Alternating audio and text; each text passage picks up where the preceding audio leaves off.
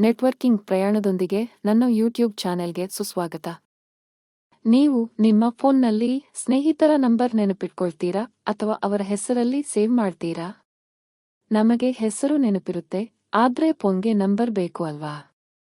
Internet ಕೂಡ same ಹೀಗೆ. ಇಲ್ಲಿಗೆ ಬರುತ್ತೆ DNS ಅಂದ್ರೆ ಡೊಮೇನ್ ನೇಮ್ ಸಿಸ್ಟಮ್. ಸರಳವಾಗಿ ಹೇಳ್ಬೇಕಂದ್ರೆ ಇದು ಇಂಟರ್ನೆಟ್ನ ಡಿಜಿಟಲ್ ಫೋನ್ ಬುಕ್. ನೀವು facebook.com ಅಂತ ಟೈಪ್ ಮಾಡಿದ್ರೆ ಕಂಪ್ಯೂಟರ್ಗೆ ಅರ್ಥವಾಗೋ IP ಅಡ್ರೆಸ್ ಯಾವುದು ಅಂತ ಇದು ಹುಡುಕಿಕೊಡುತ್ತೆ. ಇದು ಯಾಕೆ ಅಷ್ಟು ಮುಖ್ಯ?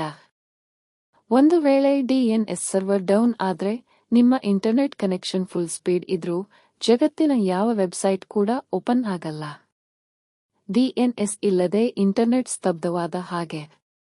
ಮನುಷ್ಯರಿಗೆ ಅರ್ಥವಾಗೋ ಭಾಷೆ ಡೊಮೈನ್ ನೇಮ್ ಮತ್ತು ಕಂಪ್ಯೂಟರ್ಗೆ ಅರ್ಥವಾಗೋ ಭಾಷೆ IP ಅಡ್ರೆಸ್ ನಡುವೆ ಇದೊಂದು ಅನುವಾದಕ ಟ್ರಾನ್ಸ್ಲೇಟರ್ ತರ ಕೆಲಸ ಮಾಡುತ್ತೆ.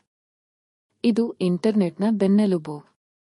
ಸರಿ, ನೀವು ಒಂದು ಹೆಸರು ಟೈಪ್ ಮಾಡಿದ ತಕ್ಷಣ ಈ DNS ಆ IP ಅಡ್ರೆಸ್ ಅನ್ನ ಹುಡುಕೋಕೆ ಹಿನ್ನೆಲೆಯಲ್ಲಿ ಬೈಗ್ರೌಂಡ್ ಏನೆಲ್ಲಾ ಕಸರತ್ತು ನಡೆಸುತ್ತೆ ಗೊತ್ತಾ?